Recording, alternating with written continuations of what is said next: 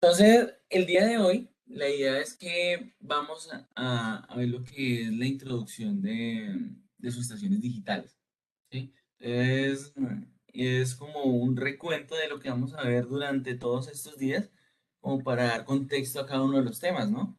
Entonces, como ver de forma global por qué se necesita esta parte de las subestaciones digitales y a qué se debe, pues, el auge que tenemos hoy en día con el tema. Mm, Bueno, entonces, iniciemos definiendo qué son las subestaciones digitales. ¿Sí? Por acá hay una definición que me gustó bastante. Dice que las subestaciones digitales implican una solución de arquitectura en la que la funcionalidad de la subestación se realiza por comunicaciones. Y todo esto se logra predominantemente en software. ¿Sí? O sea que básicamente todo lo que hacíamos en el nivel de proceso, lo que son las protecciones, lo que es el control, el monitoreo, ya va a pasar a ser todo mediante software, ¿no? Basándose en lo que son las comunicaciones. Bueno, en la subestación digital lo que busca es sacar los datos de esa, de los elementos primarios desde el punto más cercano de donde se hace la medición. ¿Ok? O sea que nuestro mayor aliado va a ser la parte de los transformadores de instrumentación, ¿no? Que son los que permiten obtener pues, la mayor parte de estos datos. Y a partir de ahí ya se hace el procesamiento de la información y básicamente el que necesite esa información se suscribe a esos datos a través de Ethernet. ¿Ok? Entonces, aquí vamos a hablar bastante de lo que es el tipo de información multicast, ¿sí?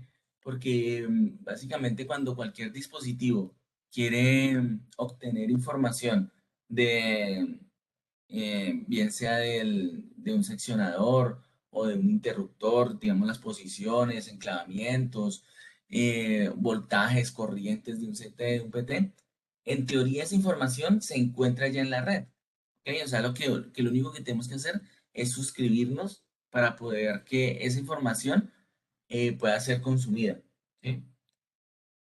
Em, o sea que en estas comunicaciones no tenemos como comunicación, como ese tipo de modelo de comunicación de cliente servidor, en donde yo establezco una comunicación directa, sino que la comunicación ya está, la información ya está fluyendo en la red y yo simplemente la consumo.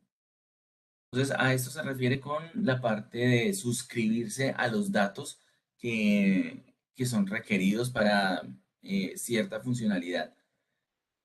Y entonces, al utilizar Ethernet, pues ya no vamos a necesitar toda esa cantidad de cableado de cobre que llevaba la información en forma convencional, ¿no? En forma tradicional. Entonces, ¿por qué necesitamos las subestaciones digitales, sí? ¿O cuáles son las ventajas que nos dan? Entonces, aquí hablamos de, primero, lo que viene a ser mayor confiabilidad y disponibilidad, ¿no? Entonces, básicamente, los dispositivos, al ser ya todo esto digital, vamos a poder hacer un autodiagnóstico de, de las funciones que estamos realizando dentro de la estación, ¿ok? Y esto nos va a permitir tener un tiempo de actividad maximizado en la subestación, ¿ok? Entonces cualquier degradación del rendimiento puede ser identificado en tiempo real y básicamente lo que es la redundancia que cubre cualquiera de los temas, si bien sea en la parte de comunicación, de funcionalidad, nos va a permitir restablecer el servicio en forma automática sin tener una degradación del sistema, ¿no? O sea, tener que parar el servicio.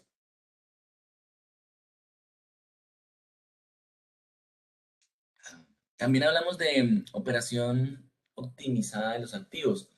Entonces, aquí vamos a poder realizar un monitoreo constante de todo lo que es las funciones y los activos de la subestación. ¿Ok? Entonces, gracias a que los datos son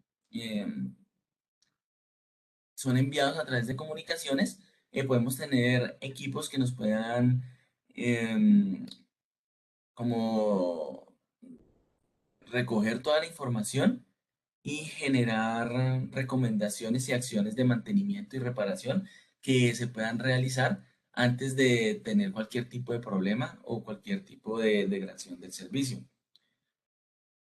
Bueno, también hablamos de la parte de seguridad, ¿sí? Entonces, a nivel de lo que es control y monitoreo, tenemos que necesitamos saber cuál es la información que está afuera en el proceso, ¿sí? Y para esto utilizamos los transformadores de instrumentación. ¿Sí? Pero las cargas que ellos traen, a pesar de que son reducidas, pues son peligrosas, ¿no? Podemos tener problemas, digamos, con los CTs. El momento que se llegue a abrir, podemos tener una explosión de este tipo de dispositivos. ¿Sí? O si es un PT, ¿no? Un transformador de instrumentación de voltaje, en el momento que llegue a haber un corto, puede hasta explotar estos equipos, ¿no? Entonces, el, aquí vamos a tener que se pueden eh, reducir estos riesgos debido a que podemos utilizar lo que son transformadores de instrumentación de tipo óptico que nos van a permitir el- que la salida de información que teníamos antes como un voltaje, una corriente relacionada a un primario, ya va a ser simplemente una salida de comunicaciones, ¿no? Bueno, en esta parte es un poco complejo debido a las tecnologías que tenemos en el momento. ¿Sí? Ahorita hablamos un poco más sobre esa parte de los CTs y los PTs electrónicos y convencionales. Por último, hablamos de lo que es la reducción de espacio en la subestación.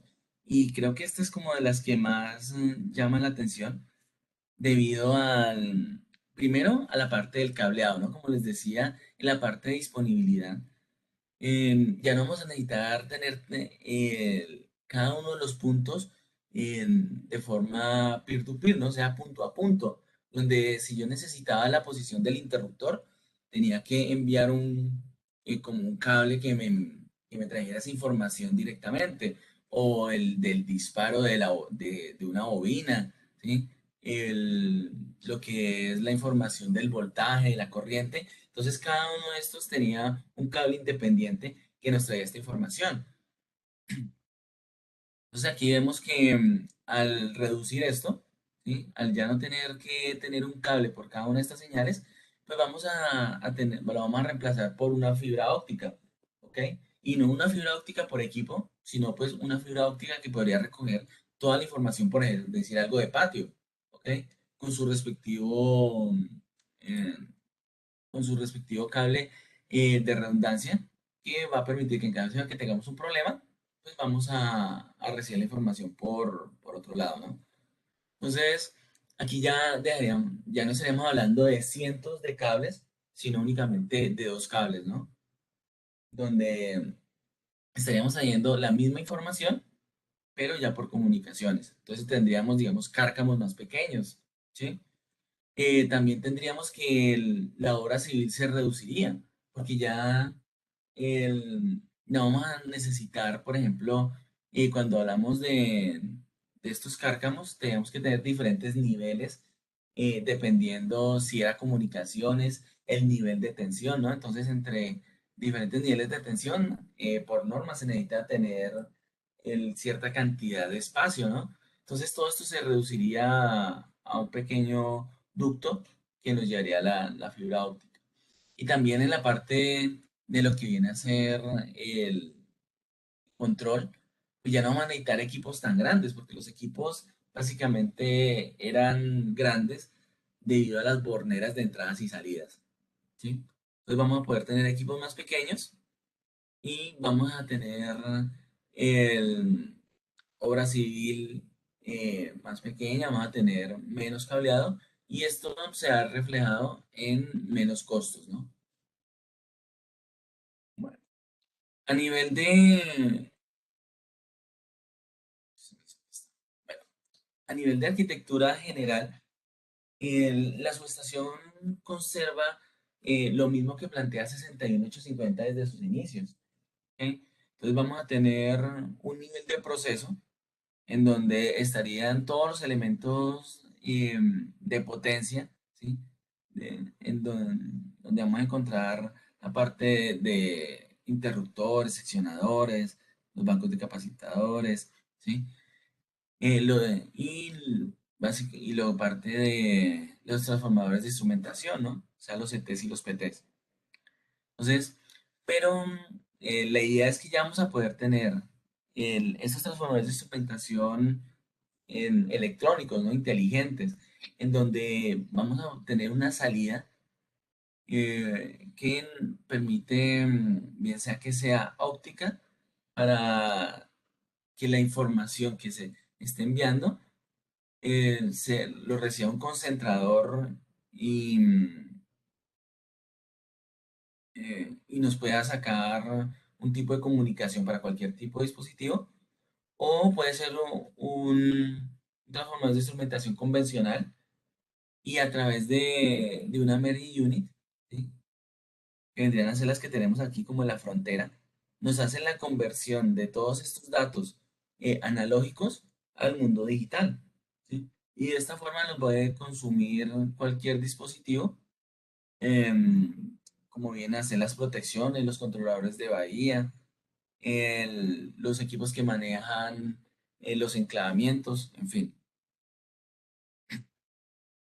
Y ya luego esta información pues puede ser procesada por lo que viene a ser el, el área de control de estación, ¿no? O sea, el bus de estación, ¿sí? Entonces, mire que aquí están como dibujados dos barritas, ¿no? Que vendría a ser la red de comunicaciones, ¿ok? Entonces tendríamos una red para toda esta parte del proceso y otra red para esta parte ya de la estación, ¿ok? Entonces de ahí es donde se hablan de estos dos buses, ¿no? El bus de proceso y el bus de estación. Bueno, que básicamente no es algo nuevo, ¿sí? Es algo que ya había propuesto 6850 desde la primera versión. Em, pero debido a varios factores técnicos, no se había podido implementar todo lo que tenía, en, bueno, esa parte de la digitalización, ¿no? O sea, que vendría a ser las subestaciones digitales. Ya gracias a lo que fue los primeros pasos, los sample values, que es la normativa, la e-edition, permite que los diferentes fabricantes tengan como unos lineamientos para poder tener una interoperabilidad y poder ya dar paso a estas soluciones, ¿no? Y ya dar, bueno, y a lo que conocemos hoy en día como las subestaciones digitales. Alonso, una pregunta. Cuando tenemos los CTs o PTs ópticos, ¿ellos ya suministran las muestras en sample values o ellos igual tienen que conectarse a una merging unit Bueno, para conectarse al bus de proceso? hay de todo. Por aquí adelantico, miren, sigamos acá un momentico. Mire, digamos, aquí hay un tipo de CTs en donde básicamente ellos lo que hacen es la conversión directamente a comunicaciones, ¿sí? Pero ellos internamente tienen que hacer esa conversión a lo que es luz, ¿sí? Entonces, hay dos formas de trabajar estos CTs inteligentes, ¿sí? La primera vendría a ser que ellos hacen todo su procesamiento, bien sea en forma capacitiva o inductiva, Y por ejemplo, mire esta solución que tiene ABB, donde aquí tienen digamos, un CT que puede enviar, ir desde 100 amperios hasta 4000 amperios. Y ellos lo que hacen es que sacan esta información, pero en forma óptica, ¿sí? O sea, no viene a ser directamente lo que es 61850, o sea, un protocolo de comunicaciones, sino que es, es un nivel de luz que es proporcional a la parte de corriente que se tiene acá, ¿ok? Y para poder convertir esto a los equipos, pues se estaría utilizando como un conversor, ¿sí? Que ya estaría cambiando ese nivel de luz al protocolo, ¿no? Que vendría a ser Sampled Values. Y dentro de la norma es conocido como 61850 raya 9 raya 2, ¿sí? También hay algunas, digamos, este de acá específicamente, este sí tiene salida por comunicaciones. O sea que él eh, tiene una salida para poder comunicarlo a un switch de comunicaciones y que cualquiera puede utilizar estos dispositivos. Bueno, pero aquí el problema es sobre todo lo que en estas tecnologías son los precios, ¿sí?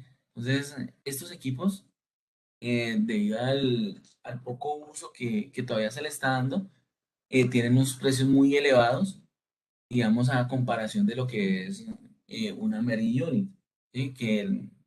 Como hablábamos aquí, la Memory Unit, lo que nos permite es hacer la conversión del CT normalito, o sea, del convencional que hemos trabajado toda la vida, a la parte digital, ¿sí? Entonces podríamos trabajar sobre cualquiera de esos tres esquemas para la parte de la subestación digital, ¿no? Tener un CT que sea completamente electrónico, ¿sí? Entonces hace la conversión al protocolo. Bueno, un CT que es de luz, que esto pues ya se viene trabajando desde hace bastante tiempo. Y de hecho, digamos lo que es el ABB, Siemens, tienen como sus propias soluciones para poder conectar esos CTs directamente a sus propios relés, ¿no? Entonces teníamos que cada uno de estos podía tener varias salidas de fibra, de una fibra óptica que no era comunicaciones, sino que se conectaba directamente al relé. Entonces, claro, está cumpliendo la funcionalidad de hacer esa conversión sin necesidad de llevar ese potencial directamente hasta el equipo, pero pues tendríamos que cada conexión es punto a punto y principalmente que esto no es interoperable, ¿sí? Entonces, estas soluciones solamente se pueden dar entre los mismos fabricantes. Entonces, digamos, aquí ya esta solución pues nos permite tener esa interoperabilidad porque ya cualquier equipo que hable Samples Values podría conectarse a este sistema, ¿no? Mm, ah, Entonces, esto nos da paso a lo que son las Merit Units, ¿sí? Que pues va a ser la solución más directa y, bueno, no más directa, pero pues como más a la mano que tenemos en el momento, ¿sí? Con las tecnologías actuales. Como les comentaba, estas tecnologías que nos permiten llevar el CT por comunicaciones son bastante costosas, ¿sí? Entonces, entonces, si ya estamos hablando de utilizar, digamos, las asociaciones digitales por la parte de reducción de costos, pues utilizar estos CTs no nos estaría reduciendo los costos porque es, sale a cuenta, sale bastante caro. Y otra cuestión que también vamos a tener con este tipo de instrumentación es que en la mayoría de países la normativa está creada para la parte em, de los PTs y CTs convencionales, ¿sí? Entonces, en ciertas partes se pueden utilizar, pero ya cuando hablamos de la reglamentación, estos equipos todavía no están como muy bien reglamentados, ¿no? O sea, cómo deben de ser cómo deben de ser caracterizados para poder que se reglamenten, ¿no? Entonces, ahí, por eso generalmente se habla de lo que son las Merit Units, ¿no? Que nos van a permitir hacer la digitalización, no solamente de lo que son voltajes y corrientes, sino también de lo que son la parte de los eventos, o sea, de lo que vendría a ser el estado de los interruptores, seccionadores, lo que vienen a ser enclavamientos, el- los elementos de protección, ¿no? Fallas.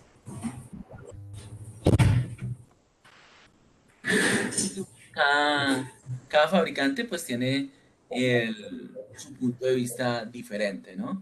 Entonces, mire, por ejemplo, aquí tenemos bueno, la que tenemos acá era de Siemens, en donde básicamente lo que ellos han implementado acá es un equipo que me permite recibir voltajes, corrientes, la parte digital. Y además de eso, este equipo cuenta con las funciones que tiene una protección, ¿sí? O sea que este equipo me puede gestionar, por ejemplo, una protección 50, 51, ¿sí?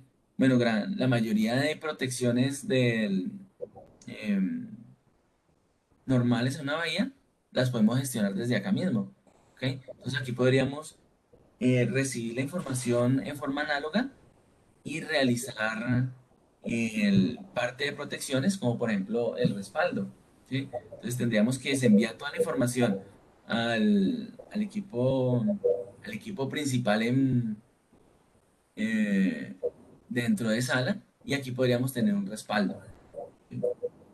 Bien, tenemos por acá también otras Memory Unit, como por ejemplo de General Electric. Esta es mucho más compacta.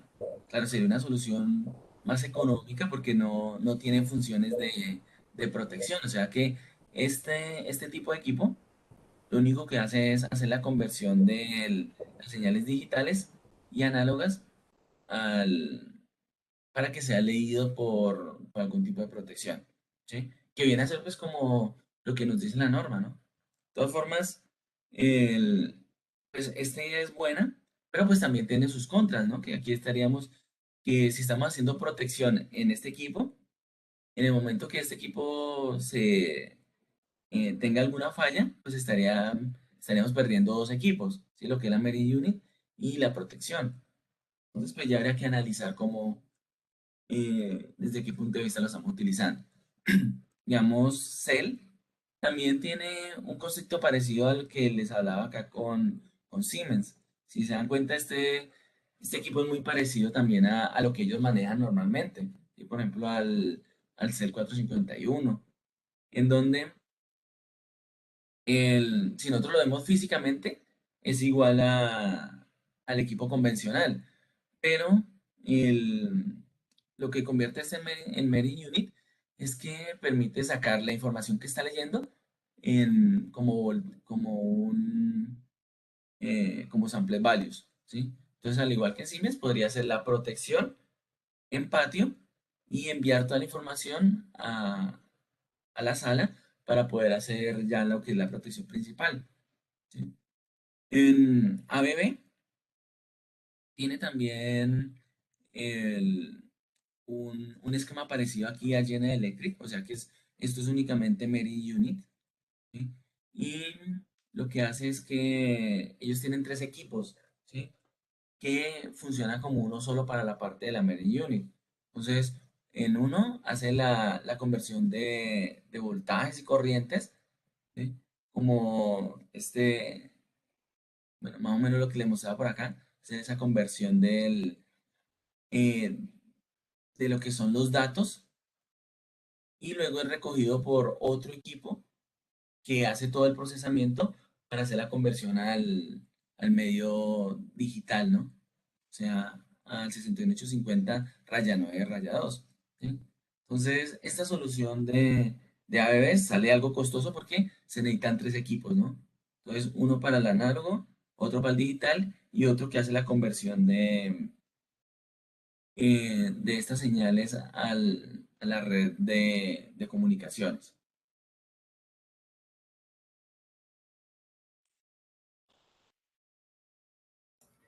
El ABB no tiene respaldo de las protecciones ahí en la Merging Unit, Alonso.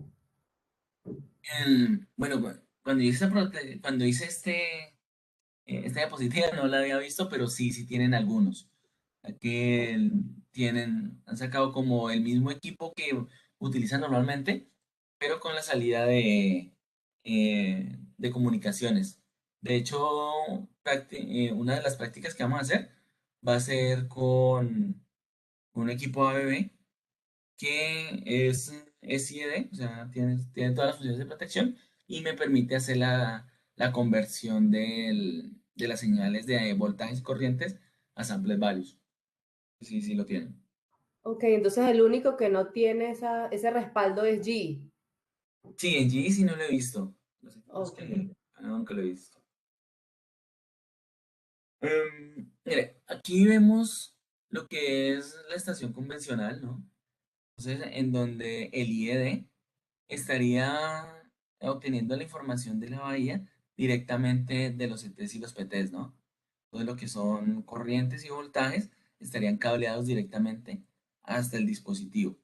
Entonces, aquí es donde hablábamos que vamos a necesitar bastante cobre, porque por cada uno de estos, pues, bueno, por cada juego, podríamos hablar alrededor de unos 14 hilos, ¿no? Y fuera de que aquí vamos a necesitar señales digitales, ¿no? Como posiciones, enclavamientos, comandos, respaldos. Entonces aquí fácilmente podríamos estar hablando de, de unos 100, 200 puntos de conexión dependiendo el tipo de bahía que estemos tratando, ¿no?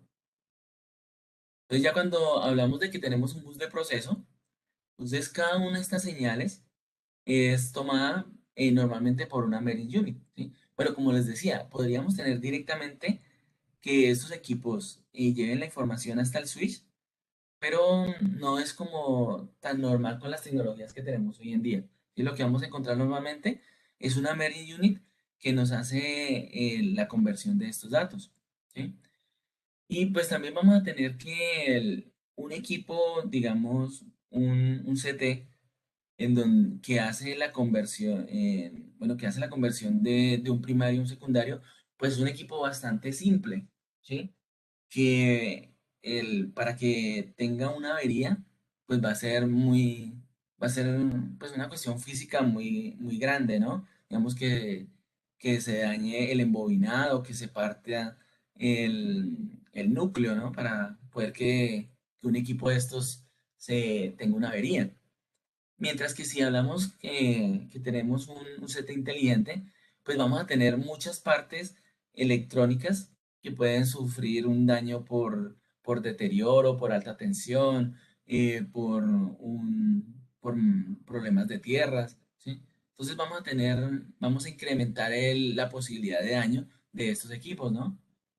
Entonces, ya hay que ver muy bien qué ventaja nos ofrecería estos dispositivos a comparación de tener como esta solución, ¿no?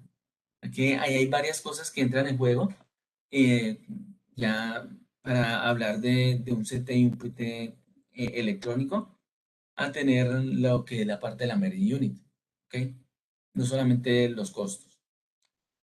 Bueno, entonces aquí vemos que, pues a nivel como conceptual, estamos viendo que antes necesitamos más equipos, necesitamos aquí más cableado porque cada uno de esos equipos necesita ir a un switch. Este switch antes no lo teníamos acá.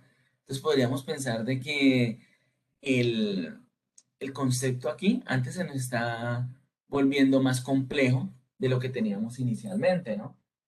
Pero ya cuando vemos la solución más allá, vemos la parte de la interoperabilidad, entonces estamos viendo que, por ejemplo, en esta bahía, sí que tenemos una Merge Unit y esto es convertido entonces aquí en el nivel superior, a partir del mismo bus de proceso, cualquier equipo podría realizar funciones con respecto a esta bahía, ¿sí? Que antes para poder lograr este tipo de funcionalidad, pues necesitábamos que este voltaje y esta corriente ir directamente hasta cada uno de los equipos, ¿no? Entonces aquí, si yo quisiera que en estos dispositivos tener estas funcionalidades, tendría que tener como un núcleo por cada uno de ellos, ¿no? Y empezar a llevar cableado a cada uno de los dispositivos. Entonces, aquí no solamente estamos mejorando la parte pues la parte de cableado, ¿no? Que necesitamos menos cableado, sino de funcionalidades. Porque no importa si este General Electric necesita una funcionalidad o no de esta bahía, en el momento que la requiera, simplemente es suscribirse a los datos que está generando esta Merit Unit. Si no lo necesita, pues no se suscribe y no pasa nada. Pero si lo necesita, entonces ya no vamos a tener que realizar pues toda la cuestión de obra civil y tirar un cableado nuevo para poder obtener la información que necesitemos desde esta Merit Unit, ¿sí? Bien sea voltajes, corrientes, enclavamientos, posicionamiento de estos equipos que tenemos en este nivel.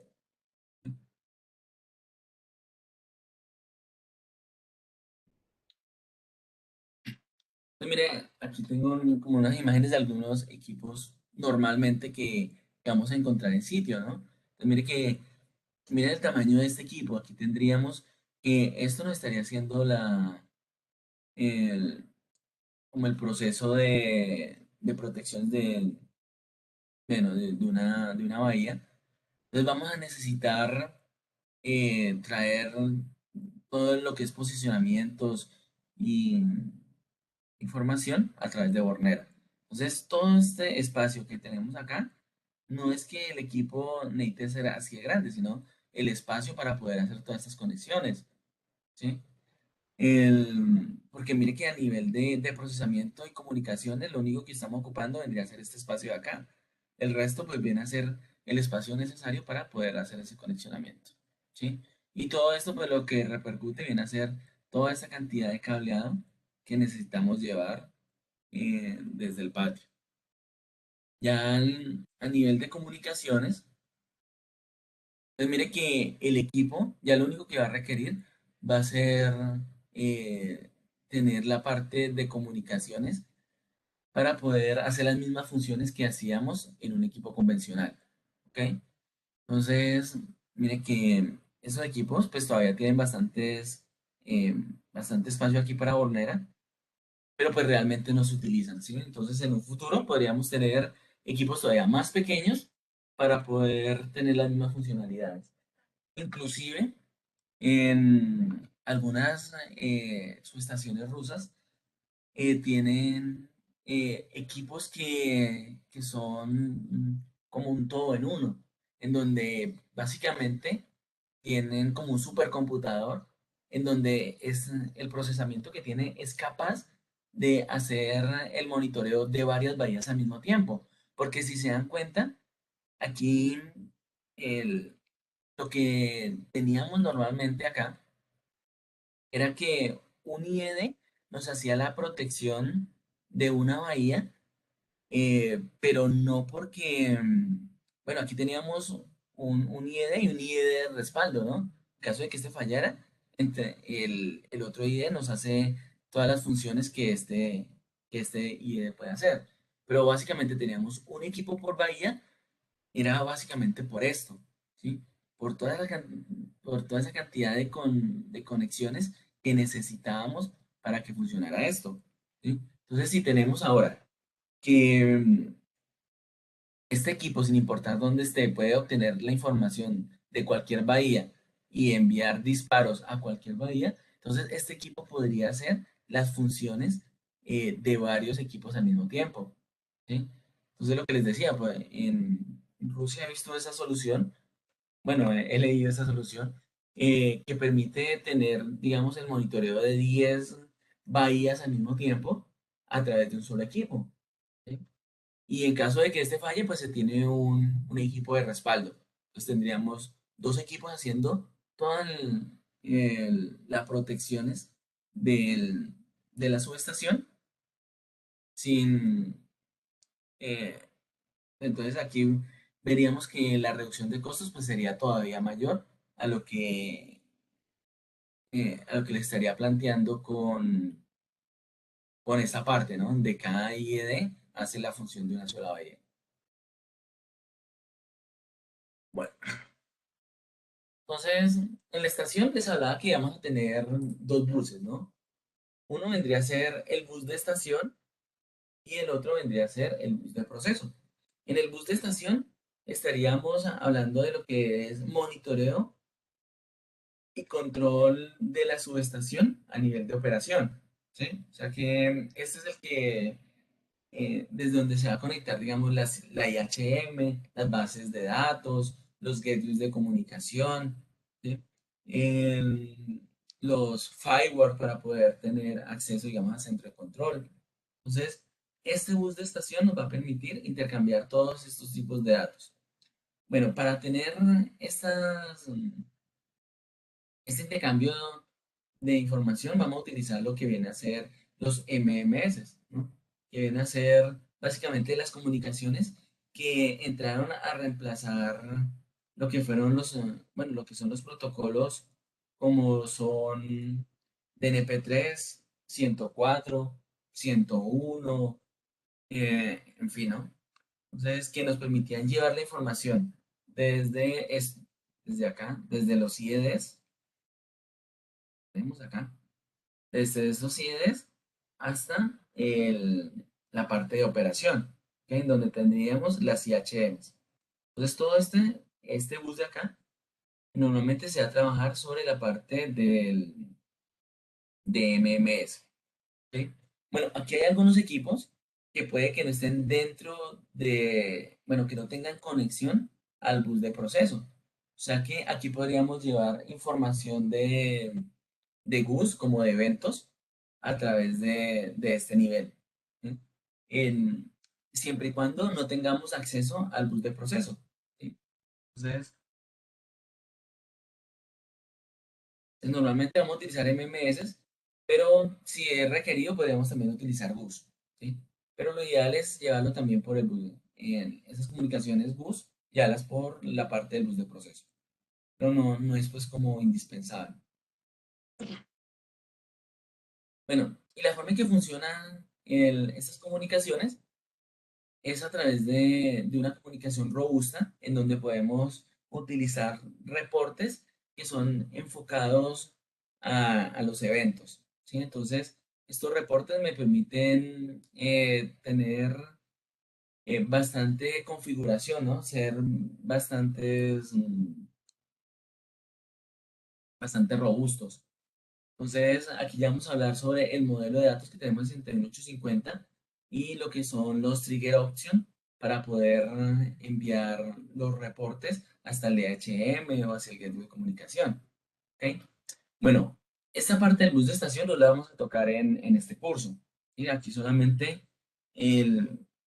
como a manera de introducción de lo que hacemos en el bus de estación. Porque en donde nos vamos a concentrar va a ser acá, en el bus de proceso. En donde eh, la- como las comunicaciones principales, la parte vital va a ser las medidas de los transformadores de instrumentación a través de samples values y lo que es la información digital que es a través de bus. ¿Sí? Entonces, cuando nosotros hablamos, digamos que la Meridian Unit es capaz de llevar información desde la parte análoga, entonces eso lo hacemos por samples values, ¿sí? Aquí esos samples values son comunicaciones específicas para llevar voltajes y corrientes y que lo analicen los IEDs, o sea, los equipos de protección, para poder realizar el, para poder despejar las fallas, ¿no? Mientras que la comunicación GUS viene a ser comunicaciones únicamente para la parte bueno, la parte de eventos, ¿sí? Entonces, por ejemplo, un disparo, ¿sí? Entonces, ¿cómo funciona esto? Vamos acá. Aquí tenemos lo que es el modelo de datos del 61850. donde vamos a encontrar algunos nodos lógicos, como viene a ser el TCTR, que nos está representando el transformador de instrumentación, ¿sí? O sea, el voltaje y las corrientes que vienen desde el CT y el PT. Entonces, para poder llevar esta información hasta una protección, entonces el tipo de comunicación que tenemos acá es a través de samples values, ¿sí? Entonces, esta información es recibida por algún tipo de equipo que pueda realizar las protecciones, ¿no? Como por ejemplo un IED, donde procese una protección 50 o una 51, ¿sí? Cualquiera, una de frecuencia, de voltaje, lo que ustedes prefieran. Entonces, cualquier tipo de protección que tengamos acá, esto es recibido y analizado a través de comunicaciones por samples values. Entonces, él va a hacer todo el procesamiento de esa información. Y después de que él encuentre una falla, él podría enviar, para poder accionar, ¿no? Para poder despejar esa falla, podría valerse de otros equipos intermedios, ¿sí? Como podría ser, digamos, un equipo que maneje el recierre o que maneje la parte de control desde la IHM. Entonces, estas comunicaciones que vendría a ser básicamente un disparo, le estaría llevando a través de lo que es la mensajería bus, ¿ok?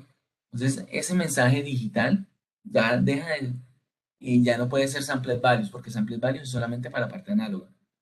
Entonces, él envía ese mensaje GUS al quien lo necesite, ¿no? Por ejemplo, podría ser al recierre, y el recierre cuando se da cuenta de ese mensaje, lo va a enviar hasta el equipo en cuestión, que viene a ser el XCBR. Entonces, este XCBR ya viene a ser el interruptor y eh, al recibir ese mensaje va a ser el que hace la apertura y despeja la falla. Entonces, todo esto lo estaríamos desarrollando acá en el bus de proceso, acá abajo. Entonces, básicamente, el bus de proceso lo podríamos definir como el, el proceso bueno, el medio por el cual podemos llevar lo que es la comunicación de samples values y de GUS para las protecciones y monitoreo del sistema. ¿Ok? Entonces, ¿por qué hacemos esto en una forma independiente? Si nos damos cuenta acá, hablábamos de dos buses, ¿no? Entonces, la idea de separar esto es que el flujo de comunicación que tenemos en este bus, en el bus de estación, es es un flujo que, que no puede, que no es tan, no lo podemos controlar tan fácilmente, ¿sí? Aquí vamos a poder tener diferentes tipos de comunicaciones, ¿sí?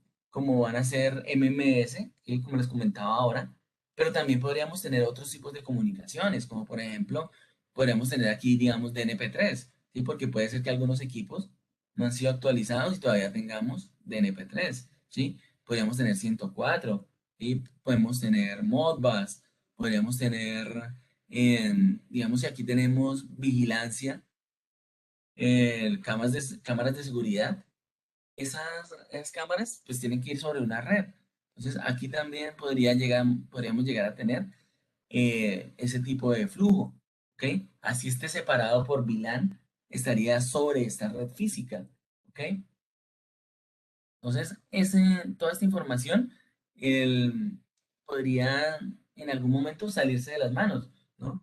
Digamos, tener un problema con el Rapid Spanning Tree de esta red y generarse una tormenta broadcast y saturar esta red, ¿ok? Entonces, esta red va a ser como para fines genéricos de la subestación. ¿Sí? Aquí podríamos tener toda la comunicación dentro de la subestación. Entonces, mientras que esta va a ser una red muy controlada, porque lo único que vamos a tener aquí va a ser los samplet values y las comunicaciones bus. O sea que aquí vamos a tener lo que es el corazón de nuestras comunicaciones. ¿Ok? Y separar esto físicamente también es uno de los primeros pasos a nivel de ciberseguridad.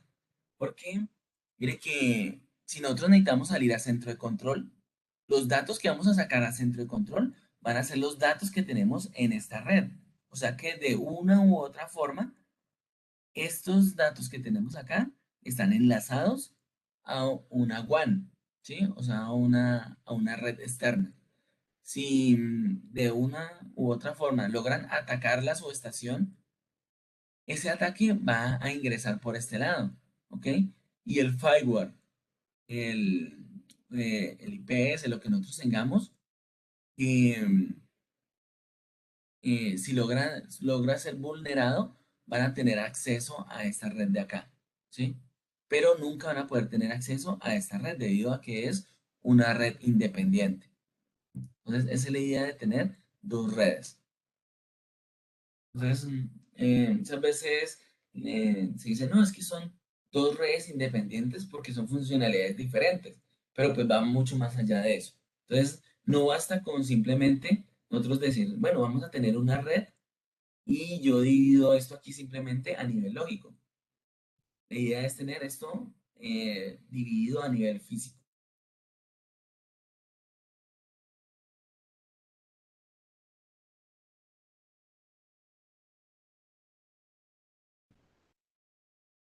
Mm, ento-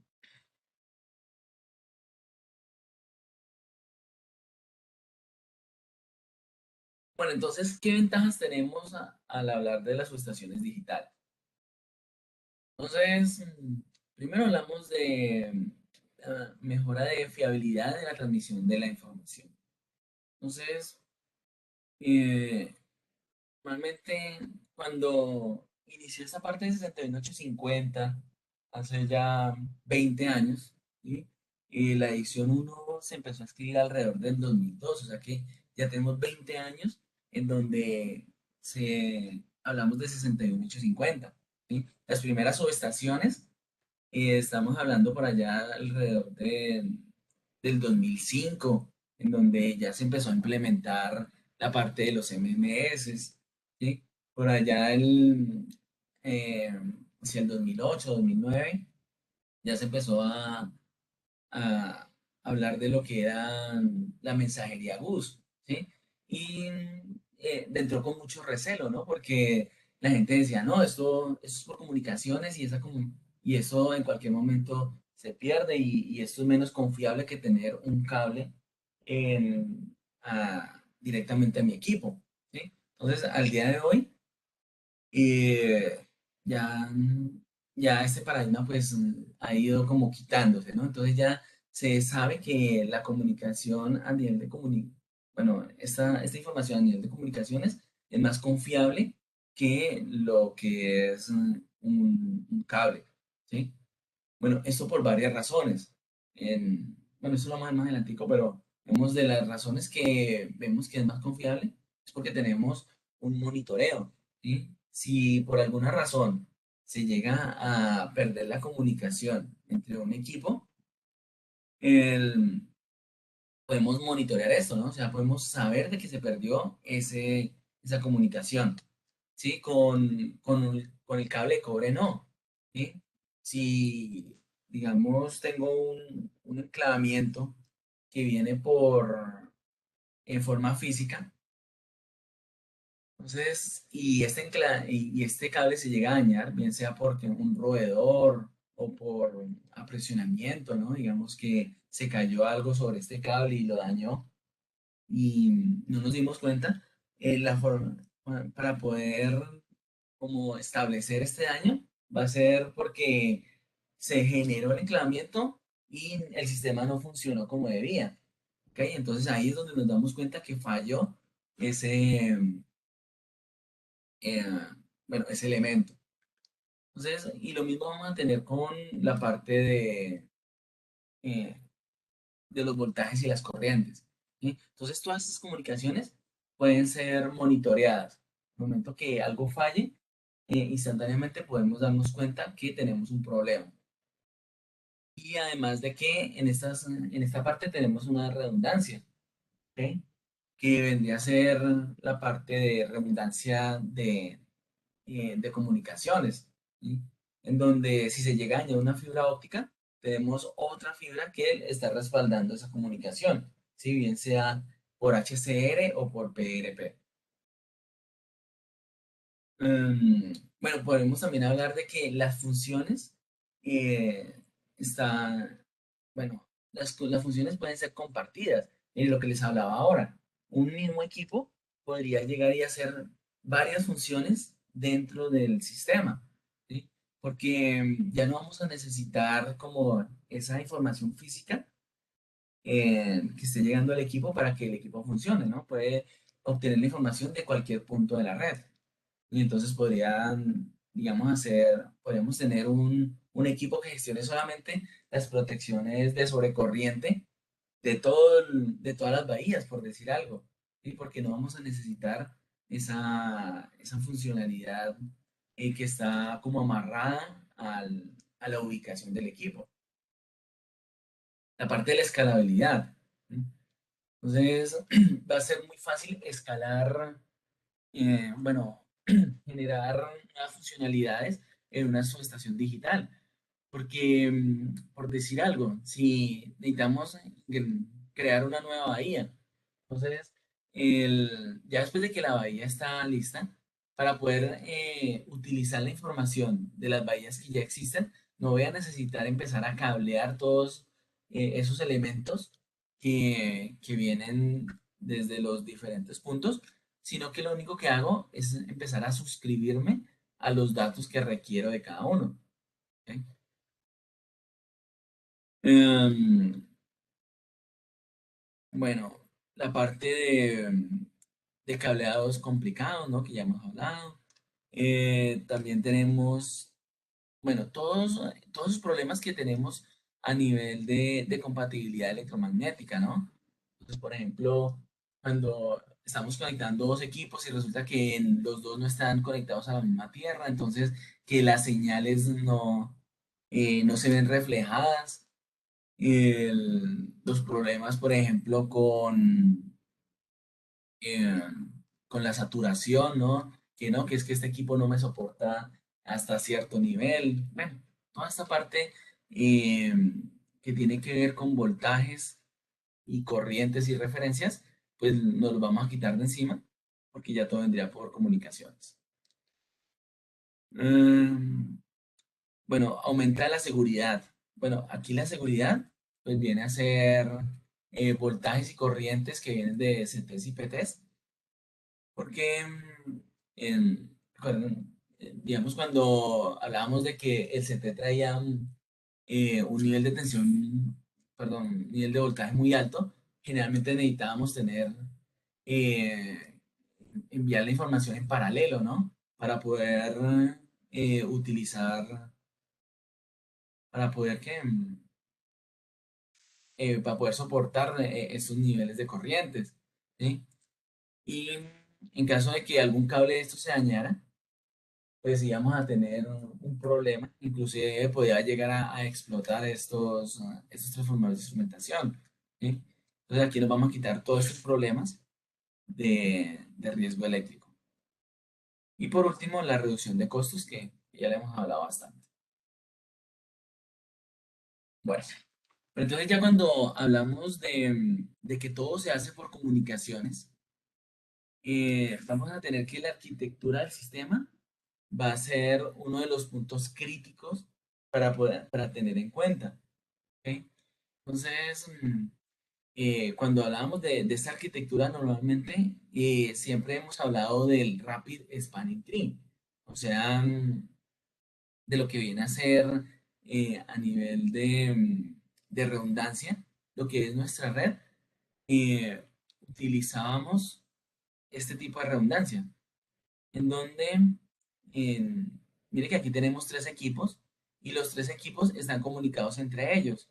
Entonces, si se me llega a caer, digamos, este dispositivo, de todas formas la comunicación puede seguir fluyendo entre estos dos dispositivos, ¿sí? Entonces yo podía conectar mis IEDs, digamos, a más de un equipo de estos y en el momento que tuviéramos una falla en el cable de red o en alguno de estos equipos, de todas formas la comunicación seguía fluyendo a través de los equipos aledaños. ¿Sí lo ven? Entonces, esta comunicación, esto funciona. ¿Sí? Pero, ¿qué pasaba con esto? Que cuando nosotros hablamos de Ethernet, si la comunicación que viene de este equipo llega aquí a este equipo, luego llega acá y regresa a su origen, Ethernet pues no es lo suficientemente inteligente como para poder descartar esta mensajería. Y podríamos tener problemas de que esta información empiece aquí a ciclar, ¿no? Empiece aquí a dar vueltas hasta que se sature la red, ¿sí? O también podríamos tener problemas, digamos, con el direccionamiento de los equipos, ¿sí? Entonces, si un equipo se conecta a este switch y resulta que este mensaje llega por acá también, entonces estos switches no saben realmente por dónde se está conectando, si está conectando por esta entrada o por esta entrada de acá, ¿sí? Él lo estaría viendo porque se conecta por los dos lados. Entonces, él va a hacer como esa escritura en su tabla Mac por dos entradas diferentes. Y esto va a generar conflictos. ¿Ok? Entonces, la forma en que se soluciona esto es aplicando un protocolo de redundancia que es el Spanning Tree. Entonces, ¿qué dice Spanning Tree? Bueno, como resulta que los mensajes pueden llegar por dos lados diferentes, entonces yo voy a solucionar esto eliminando uno de los canales.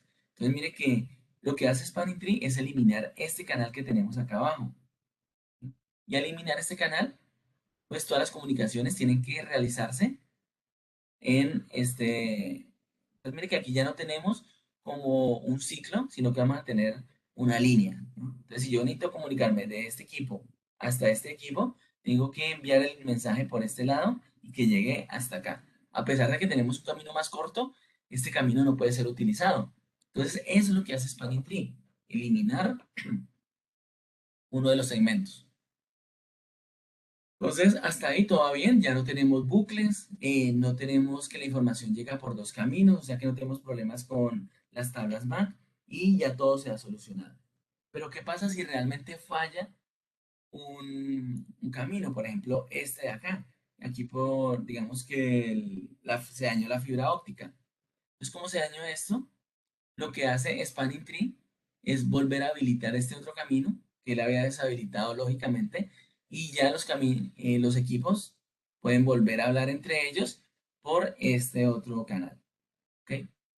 Entonces, listo. Esto también funciona muy bien, pero vamos a tener un problema y es que los equipos que intervienen acá tienen que darse cuenta de esta falla para poderla solucionar. ¿Ok? Entonces, lo que era Spanning Tree normalito, se demoraba para poder reconocer esa falla y rehabilitar el canal más segundos, ¿sí? Más de un segundo necesitaba para poder restablecer esto. Entonces, aquí vamos a tener que este tipo de solución, pues nos iba a dejar inoperable en nuestro sistema durante un tiempo mayor a un segundo. Entonces, para mejorar esto, lo que hicieron los fabricantes fue sacar otros tipos de protocolos que mejoraban esta funcionalidad, pero basado en la misma tecnología, en el mismo Spanning Tree. Entonces ahí es donde ya hablamos de Rapid Spanning Tree y de Micro Rapid Spanning Tree. Y cada fabricante empezó a sacar eh, como sus derivados. Y por ejemplo, este Micro Rapid Spanning Tree es de Rudialcon. ¿Sí? Cisco también sacó su forma de mejorar el Spanning Tree. ¿Sí? Y la verdad es que mejoró bastante. Mira que aquí nos damos cuenta de que la redundancia mejoraba en tiempos de hasta 4 milisegundos. ¿Sí? Entonces nosotros decimos, bueno, 4 milisegundos es muy buen tiempo. ¿Ok? Pero resulta que 4 milisegundos, cuando ya estamos hablando de que vamos a llevar información en, cuando vamos a llevar información de tipo análogo, o sea, veamos por acá. Aquí yo quiero llevar la información que tenemos aquí. la corriente que está pasando por esta línea, quiero llevarla a este equipo de acá. Entonces, 4 milisegundos viene a ser la cuarta parte de onda que, que utilizamos, digamos, a 60 Hz, ¿no? A 60 Hz tenemos alrededor de 16 milisegundos. Entonces, 4 milisegundos vendría a ser la cuarta parte. Vendríamos a tener que, vendría a ser el ciclo, acá.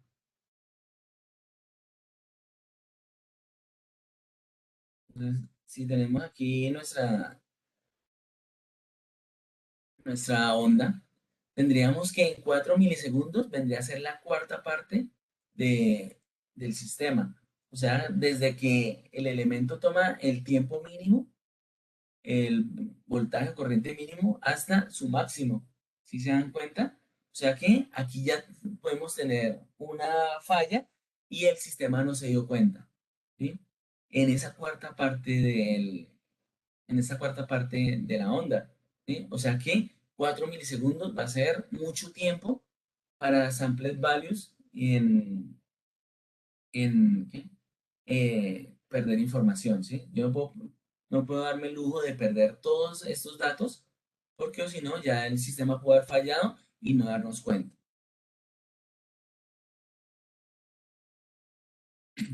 Entonces, lo que hace 61850 para poder tener una confiabilidad de nuestro sistema es utilizar la norma 62439, específicamente la raya 3, ¿sí? Porque allí se encuentra alojado un protocolo, bueno, dos protocolos que nos dan un restablecimiento de tiempo cero, ¿sí? Mire, 0 milisegundos. Eso quiere decir que si nuestro sistema falla, el restablecimiento bueno, el sistema se va a restablecer en 0 milisegundos, ¿ok? Entonces, ¿cómo logramos eso? ¿Cómo logramos tener 0 milisegundos de restablecimiento? Entonces, vamos a hablar primero de PRP, donde básicamente lo que tenemos son dos redes. Mire, tenemos la red A y tenemos la red B, ¿sí? Estas dos redes son simétricas, ¿sí? O sea que son redes muy, muy parecidas en su funcionamiento. Entonces, todos los equipos que soportan PRP van a tener dos canales, ¿sí? Entonces, por un canal se comunican a la red A y por el otro canal se comunican a la red B, ¿sí? O sea, algo muy parecido a lo que teníamos por acá, porque mire que por acá tengo dos canales. Entonces, pero la diferencia aquí es que un canal, mire que está activo, por acá pueden enviar información, y por acá esto está inactivo, ¿sí? O sea, que todos los mensajes fluyen en este sentido únicamente. Todos los datos vienen así. Por ningún motivo por acá puede haber tráfico de información. La única forma en que aquí haya tráfico es porque esto se dañó y tuvimos que restablecerlo. Entonces, lo que hace el PRP es que le envía datos, mire por acá, mire por la flechita roja y por acá por la flechita verde, ¿sí? Entonces, en el momento que el mensaje llega al destino, llega también por los dos caminos. Entonces, llega por la flechita roja y por la flechita verde. Entonces, ¿qué es lo que hace el equipo? Él llega y determina que ese canal de comunicación está, em, el canal de comunicación que llegó primero. Y entonces mire que aquí vemos que como que este verde llegó primero que este otro. Entonces puede haber llegado, digamos, un par de nanosegundos antes que este otro. Entonces él dice, listo, pues como ya llegó este mensaje, lo utilizo, lo proceso y el mensaje que llegó aquí duplicado, simplemente lo elimino. Porque esto ya no, ya es información que no me interesa. ¿Sí? Entonces, ¿qué es lo que hace PRP? Él tiene un sistema en donde es capaz de determinar que este mensaje ya es un mensaje duplicado y no lo utilizo. Entonces, a través de unas secuencias y de una cabecera, me permite determinar esto. Bueno, el día de mañana ya entramos a trabajar con la parte de comunicaciones, o sea que vamos a ver a fondo toda esta parte de PRP y de HCR, cómo es la configuración en los equipos, las fallas, cómo se diagnostica, toda esa parte de comunicaciones. Por ahora es como entender para qué nos sirven estos protocolos en la red. Bueno, el otro protocolo que tenemos dentro de esta norma viene a ser el HCR. ¿Sí? Es también parte del 62439 raya 3. Entonces, el HCR me va a permitir em, utilizar el canal de comunicación, pero en forma de anillo. ¿Ok? Entonces, esto pues no es realmente algo nuevo, ¿no? O sea, no es como que se inventó la rueda, porque los anillos ya existen hace mucho tiempo. ¿Sí? Y sabemos que son eh, arquitecturas muy estables, porque resulta que si el canal de comunicación se llega a dañar, pues podemos utilizar como el otro lado, ¿sí? Digamos, si se llega a dañar ese canal de comunicaciones, podemos utilizar el otro lado para poder, para poder obtener la información. ¿Sí? Pero ¿qué pasa? Que los anillos hasta, hasta antes del 62439 se hacían también a través de lo que es Spanning Tree. Y de hecho vemos que esto es un anillo, ¿sí? Mire que esto es un anillo. O sea que los anillos funcionaban así, funcionaban con Spanning Tree. Entonces cuando nosotros teníamos aquí 5 o 6 IEDs, para poder que eso funcionara, teníamos que activar Spanning Tree. Y lo que hacían esos equipos es determinar cuál era el camino que menos se necesitaba para abrirlo. ¿Mm? Entonces aquí en la red, lo que así no tuviéramos un problema en el sistema, siempre había un punto de la red que no estaba funcionando. Entonces, si en donde en forma lógica se abría por Spanning Tree. Entonces, digamos, si este canal estaba abierto en forma lógica y necesita comunicarse de este equipo a este equipo, entonces la comunicación tenía que dar toda la vuelta hasta llegar al otro equipo. ¿Sí? Entonces, ahora con HCR, lo que hace HCR es que él envía la comunicación por los dos lados del anillo. Te lo envía por acá y lo envía por acá. ¿Sí? Entonces, cuando llega al destino, igual llega por los dos lados. ¿Sí? Y como en PRP, lo que hace el equipo es utilizar el primer mensaje y el segundo mensaje simplemente desecharlo. O sea, esto no me sirve y lo elimina. Bueno, más allá hay varias cosas que hay que tener en cuenta. Bueno, mañana vamos a hablar un poco más de todo esto, pero a grosso modo esa es la funcionalidad del HCR, enviar el mensaje por los dos caminos y simplemente se desecha el segundo mensaje. ¿Listo? Entonces aquí vamos a tener varias cositas, como por ejemplo que el mensaje que estamos enviando ya es un mensaje diferente al que se lee normalmente en Ethernet. ¿Sí? Entonces, cualquier equipo no puede estar aquí dentro de esta red. ¿Sí? Si yo tengo que esto es un anillo de HCR, yo no puedo meter un equipo que soporta anillos, pero que no soporta HCR. ¿Sí? Porque ese equipo simplemente no va a entender lo que se está hablando acá. Entonces, si yo necesito conectar equipos que no son de, que no hablen HCR, voy a tener que utilizar equipos adicionales que vendrían a ser las Redbox. ¿Ok? Entonces, las Redbox me permiten conectar equipos como mi portátil que no tienen doble conexión de red o hacer conexión, digamos, a otros anillos, por decir algo.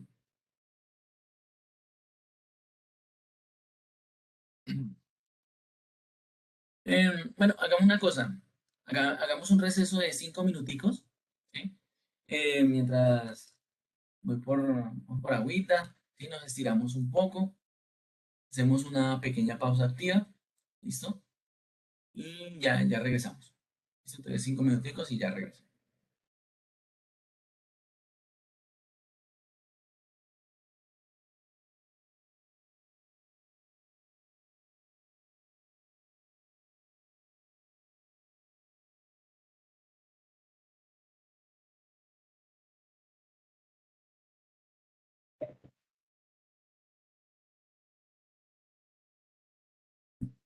Listo, continuemos. Bueno, entonces estamos hablando de PRP y HCR, ¿no? Entonces, decíamos que para poder ingresar a este canal de comunicaciones, no íbamos a poder utilizar equipos normalitos, ¿no? Como por ejemplo mi computador o equipos que tengan doble interfaz de red, pero no soporten HCR. Entonces, para eso utilizamos lo que son las famosas Redbox. Entonces, miren, aquí tenemos la Redbox, en donde básicamente la Redbox tiene tres entradas. Bueno, tiene tres conexiones. Una que va a ser la salida hacia la red A y hacia la red B cuando estamos hablando de PRP. ¿Sí? Y me va a permitir entonces que un equipo que está conectado a la entrada de esa Redbox dupliquen los mensajes que él está enviando. ¿Sí? Entonces tendría un mensaje para la red A y otro mensaje para la red B. Y lo mismo cuando le respondan. Entonces cuando le respondan, sabemos que los equipos que están a este lado le responden con dos mensajes. Por lo tanto, enviaría un mensaje por acá y otro mensaje por acá. Pero si le llegan esos dos mensajes al equipo, tendríamos problemas porque puede que él entienda que esos mensajes están duplicados. ¿Sí? Entonces lo que hace la Redbox es dejar, es como filtrar solamente uno solo de los mensajes. ¿Sí? Cuando hablamos de PRP, yo puedo llegar y conectar mi equipo a una de las dos redes, por ejemplo, conectarlo a la red A o conectarlo a la red B. ¿Sí? No habría problema. Entonces, esos equipos vendría a ser, vendrían a llamarse un SAM. ¿Sí? Entonces, viene a ser como equipo de acceso simple a la red. Mientras que los equipos que tienen los dos canales de comunicación son DAM, porque tienen doble acceso a la red. Pero mañana vamos a ver que no es, que en ciertos casos pues se puede llegar a conectar los equipos directamente a una de las dos redes, pero lo normal es conectarlo a través de la red, pues, ¿sí? Y vamos a ver, bueno, ya mañana un poco por qué es.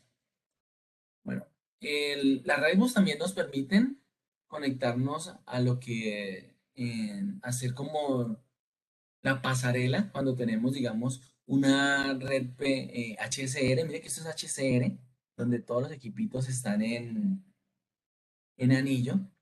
Pero si quiero comunicarme con una red que es de PRP, esta de acá, entonces voy a necesitar también tener la Redbox. Entonces lo que hace aquí la Redbox es que convierte esa información y la pasa a este lado. ¿Sí? Bueno, tenemos dos Redbox para lograr una comunicación que sea completamente, eh, que sea redundante, ¿no?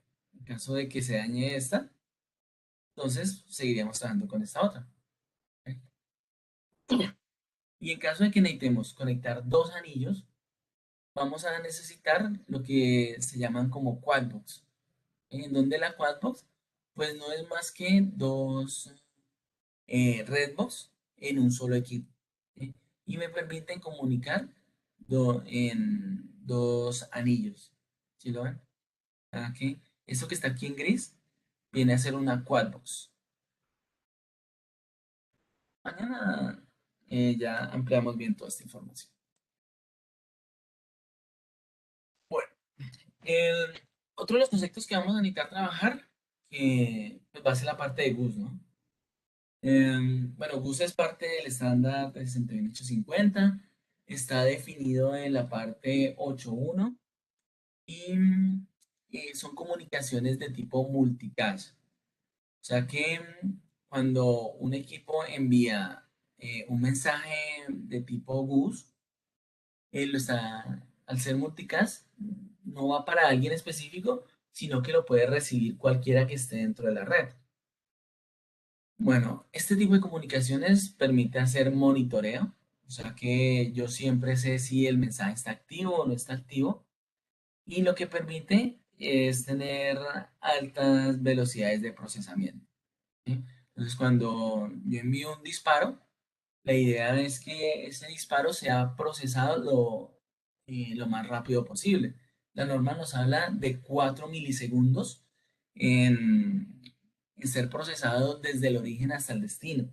¿Sí? O sea, no, cuando se habla de esos 4 milisegundos, no estamos hablando únicamente de la red, o sea, que el mensaje llegue desde el origen hasta que llegue como desde el puerto de entrada hasta el puerto de salida, sino que sea procesado en esos 4 milisegundos. Bueno, esos 4 milisegundos vienen básicamente de lo que son los eventos convencionales.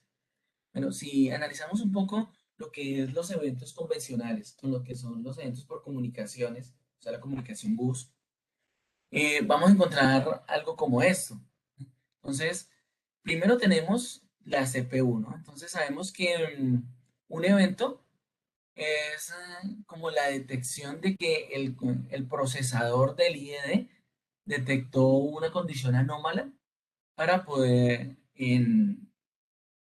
una condición anómala y necesita enviar ese mensaje por eh, algún equipo externo, ¿no? Entonces, esto generalmente lo hace a través de funciones, ¿no?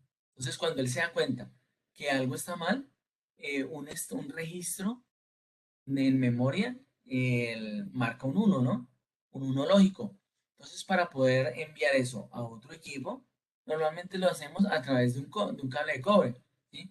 Y, esto es procesado, entonces, por una tarjeta de comunicaciones. Entonces, esa tarjeta de comunicaciones llega y le envía la orden desde este nivel desde ese estado lógico a un direccionamiento físico, ¿sí? Entonces, como esto no maneja potencia, pues eso tiene que ser enviado a través de una electrónica y amplifica ese nivel hasta que llega a un contactor, ¿no? Entonces aquí hablamos de que tenemos diferentes tipos de contactores en, en los IEDs, ¿sí? Puede ser un contactor de alta velocidad para lo que son protecciones o de baja velocidad para lo que son funciones normales, donde hablamos que los de alta velocidad están alrededor de unos 3 milisegundos, 4, algo así. Mientras que los de funciones generales pueden llegar hasta 20 milisegundos. Entonces, cuando yo voy a enviar, digamos, un disparo, tiene que ser a través de un contactor de alta velocidad. Listo, cuando ya envío esto me envía una señal eléctrica que llega hasta el IED y aquí pasa como el proceso contrario. Entonces aquí vamos a tener que ese nivel de tensión es convertido a través de un IO a, al- a un estado lógico y esto ya ingresa a la CPU para determinar que toca hacer algo. Entonces, en todo este proceso que tenemos aquí, podemos marcar alrededor de unos 4 o 5 milisegundos, ¿sí? Y a partir de ahí fue donde tomó la norma el tiempo de 4 milisegundos como mínimo para la transferencia de eventos en la comunicación bus, ¿sí? O sea que el menor tiempo posible que se marcó en un evento convencional fueron 4 milisegundos, ¿sí?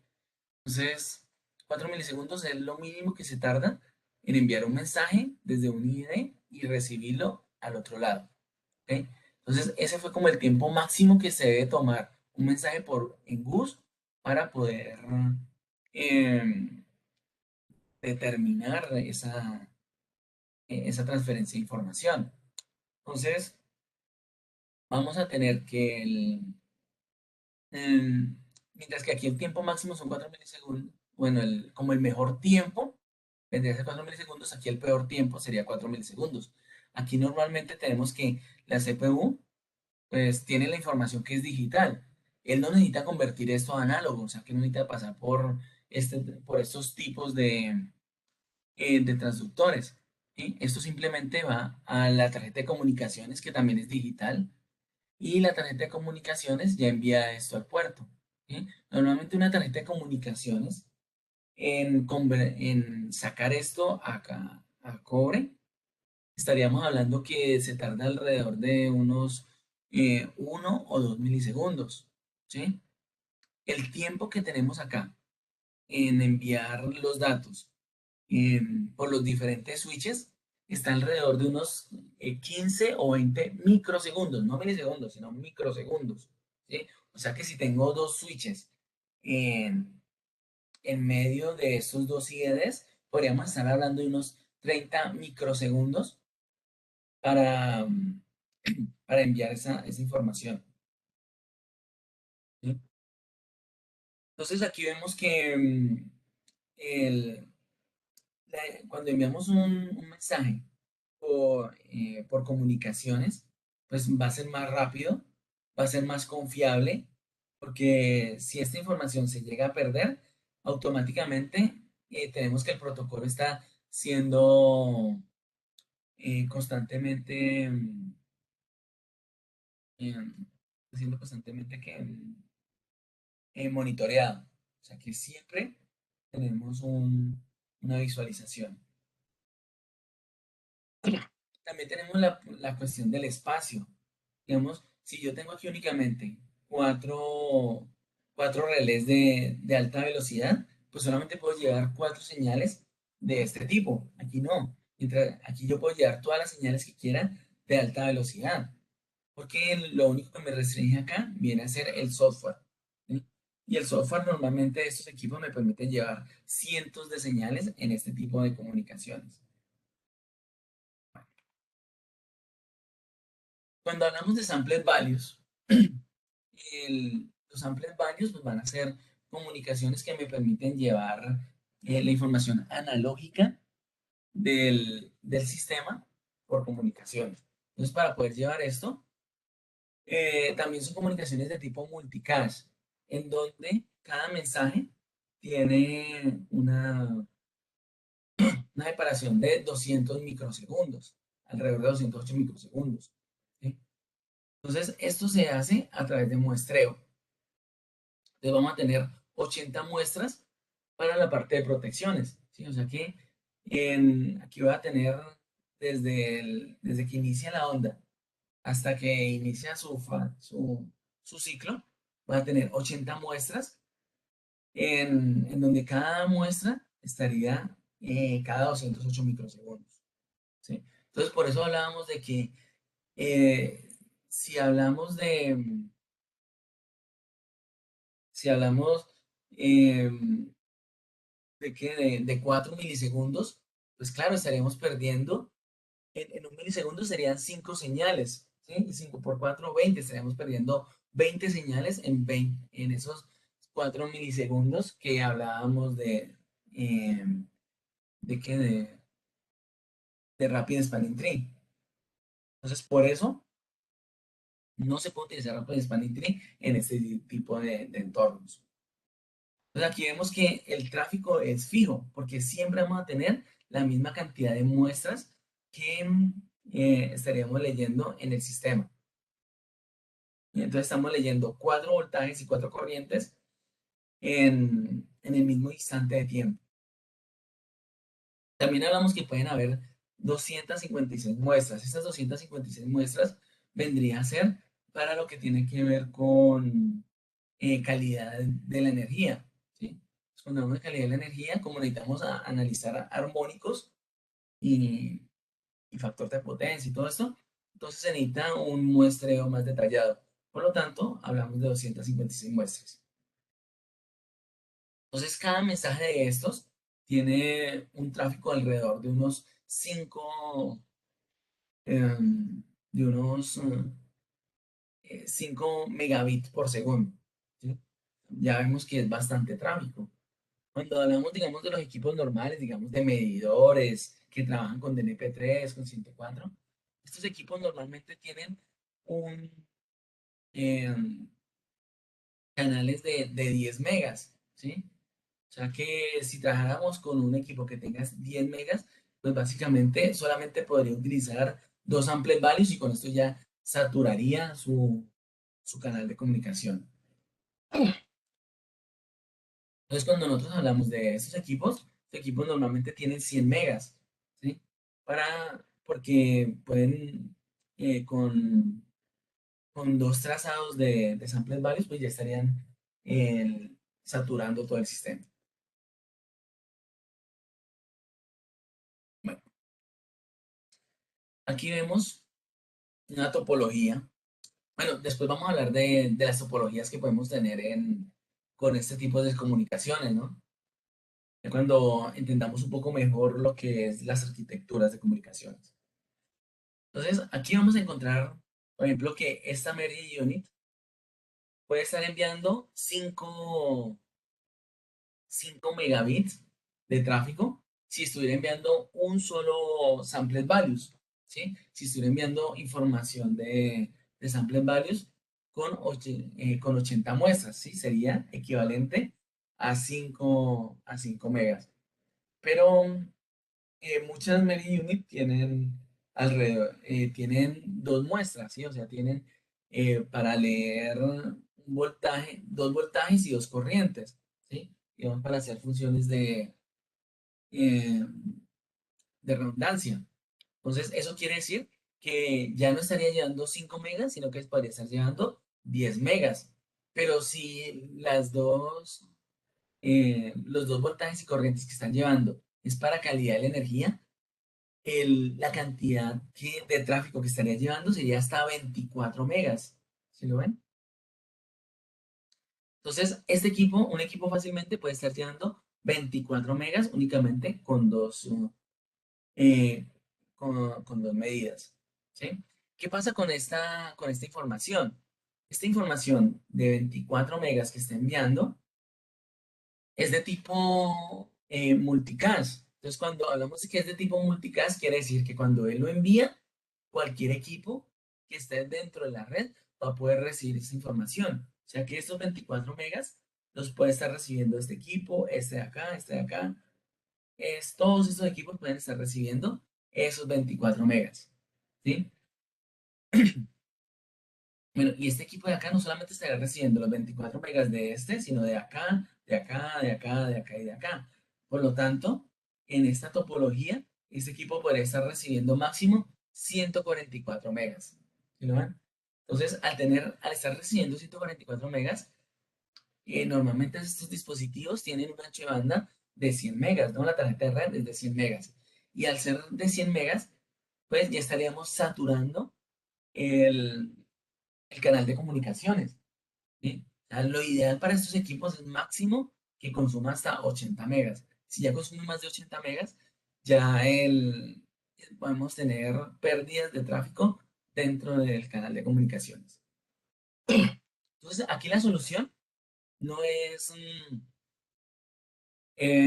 decirle al fabricante que como es una Memory Unit, me envíe canales de comunicación de giga, ¿sí? Porque esto incrementaría bastante los costos y no es necesario. ¿Sí? O sea, ¿por qué digo que no es necesario? Porque a pesar de que aquí llegan 144 megas de todos estos equipos, esta Memory Unit puede que no necesite no necesite estos 144 megas, ¿sí? Puede que él ni siquiera necesite nada de esta información, porque él hacer una Memory Unit, él está enviando información y puede que no necesite recibir, pero por estar en la red, él está recibiendo estos datos. ¿Sí? ¿Sí me hago entender? Entonces, eh, cuando digo que toda esta información está en la red, entonces puede que alguien sí necesite estos 144 megas. Por ejemplo, los IEDs. Entonces, este IED que tenemos acá puede que sí necesite estos 144 megas. O igual, como los IEDs tampoco tienen conexiones de giga, entonces puede que él necesite los samples values únicamente de este equipo y de este equipo. Por lo tanto, podría ser únicamente 48 megas. ¿Ok? Entonces, a pesar de que él tiene 100 megas y solamente requiere 48, estaría bien. Pero al ser eso multicast le está llegando 144.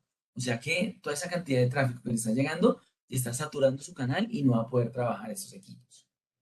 Entonces, aquí la solución, no, como les decía, no es solicitarle al fabricante que me envíen Unit e IEDs con canales de giga, ¿sí? Aquí lo que tengo que hacer es enrutar la información que realmente necesito. Bueno, aquí realmente los únicos que necesitarían el, un canal de giga vendría a ser la conexión entre este switch y este switch, ¿sí? Porque estos sí necesitan transportar los 144 megas, ¿sí? Ya lo que son los equipos, lo que voy a requerir va a ser enrutar todo este tráfico a través de VLAN, ¿sí? Entonces, mire que yo puedo decir que estos dos Meri Unit pertenecen a una VLAN. Y al pertenecer a una VLAN, ya el único tráfico que vamos a tener por este camino van a ser únicamente 24 megas, ¿sí? No va a ser esos 140. Entonces, aquí también vamos a necesitar hablar de lo que es el enrutamiento a través de VLAN. Alonso, allí tú dices que lo recomendable es que como el puerto es de 100, entiendo que es el puerto, ¿sí? Es de Sí, 100 megas, lo que es recomendable es que debemos de trabajarlo al 80%, ¿sí? sí, es lo que se recomienda en comunicaciones. ¿Es lo recomendable o lo dice la norma 61850? No, 6850 nos dice esto. Esto es por recomendación de que se tiene normalmente cuando se trabaja con networking. Ok, listo. Sí.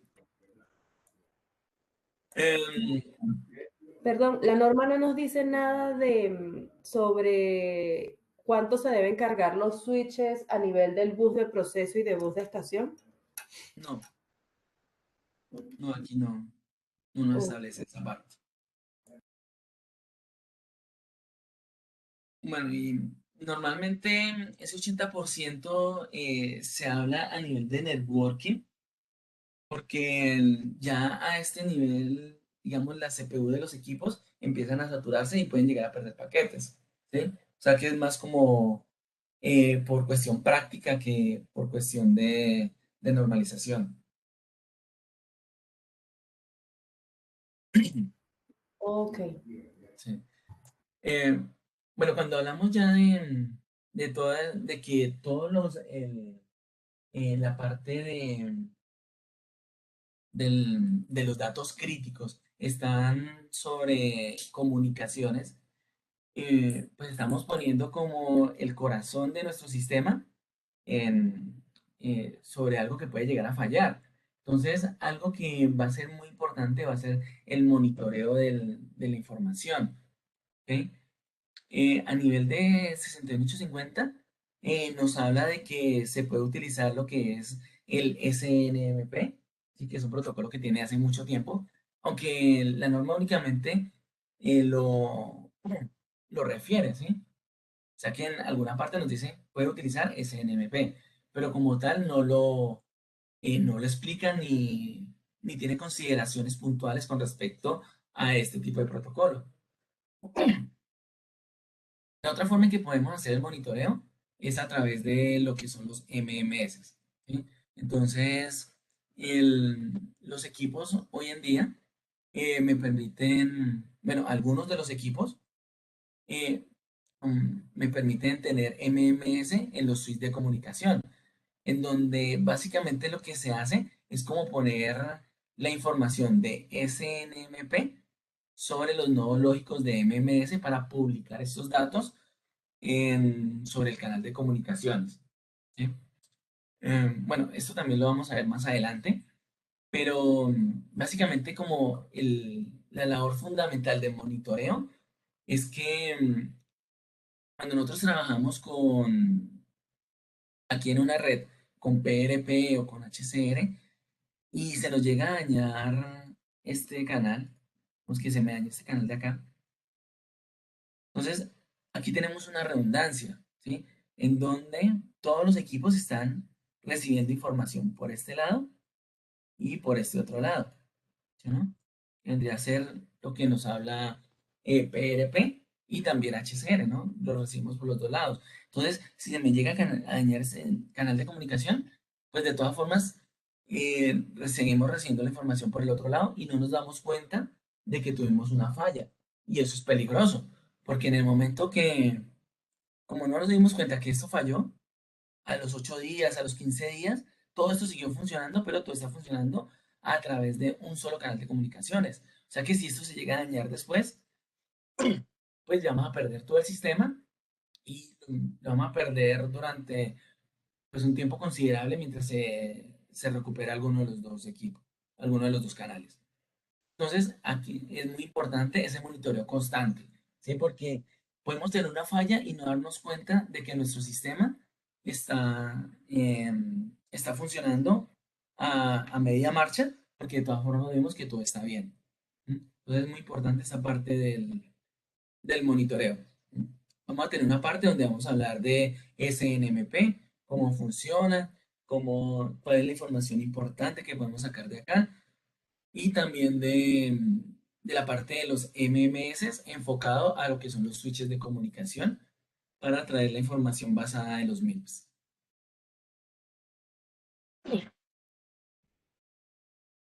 Luego hablamos de lo que es la sincronización de tiempo. Entonces, la sincronización de tiempo, pues es algo también que ya se viene trabajando desde hace mucho tiempo. ¿Ok?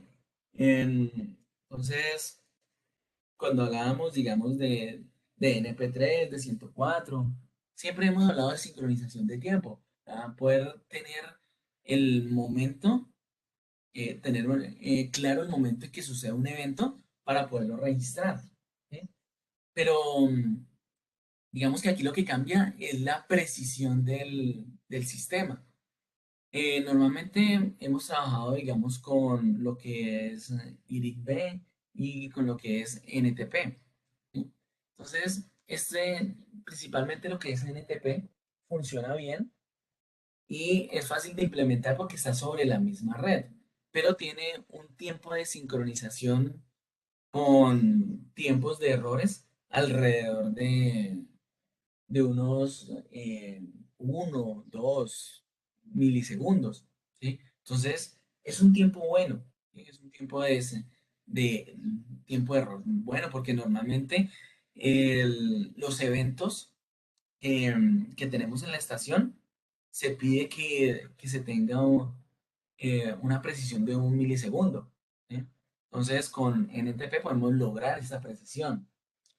Pero ya cuando hablamos digamos, de samples values, decíamos que un mensaje está siendo enviado cada 208 microsegundos, ¿sí? Entonces ya si hablamos de 1 milisegundo, pues ya va a ser demasiado tiempo de precisión, ¿sí? Si yo estoy enviando que el mensaje está enviando cada 208 microsegundos, mi precisión tiene que ser inferior a esto, ¿sí? Entonces voy a necesitar ser más preciso que 208 microsegundos. Entonces normalmente las la sincronización que tenemos para poder enviar samples values van a tener que ser de cuestión de décimas de microsegundo, ¿sí? O sea que aquí ya hablamos de sincronizaciones de nanosegundos. Entonces, para lograr esto, vamos a utilizar lo que van a ser los protocolos PTP, PPS o IRIB-B, pero preferiblemente sobre lo que es fibra óptica. ¿Ok? Entonces, IRIB-B, como lo trabajamos normalmente, tiene sincronización de microsegundos. ¿Ok?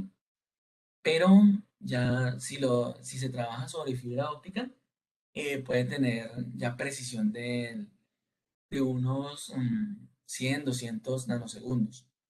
Lo mismo que PTP. PTP, a pesar de que se trabaja sobre red, tiene precisión normalmente de unos 20 nanosegundos, el 20, 80, 100 nanosegundos. O sea que son tiempos muy buenos para poder realizar la sincronización de la estación. Pero cuando hablamos de esta sincronización y estamos hablando únicamente, por ejemplo, de lo que es la mensajería GUS, pues no necesitamos sincronizaciones con tiempos tan pequeños, ¿sí? Entonces yo podría hablar de que la sincronización para GUS podría ser de un, eh, o sea, tener tiempos de 1 milisegundo, de 5 milisegundos, o simplemente no tener sincronización de tiempo. Porque cuando yo envío un mensaje por GUS, lo ideal es procesar ese mensaje en el momento en que llega, ¿sí? O sea que normalmente yo no me pongo a verificar la estampa de tiempo, a ver cuánto ha sucedido, sino que simplemente lo proceso y lo ejecuto, ¿sí?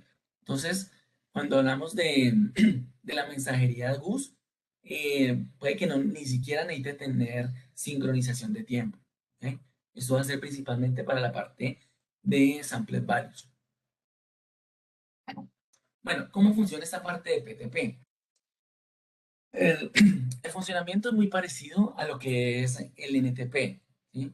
O sea, se envía un mensaje desde el maestro hasta el esclavo en donde se le está diciendo cuál es el tiempo que tiene este maestro en este instante, ¿sí? Entonces él está diciendo, por ejemplo, mira, en este momento las, em, son las 8:52 con 30 segundos y 728 microsegundos con 50 nanosegundos, por decir algo.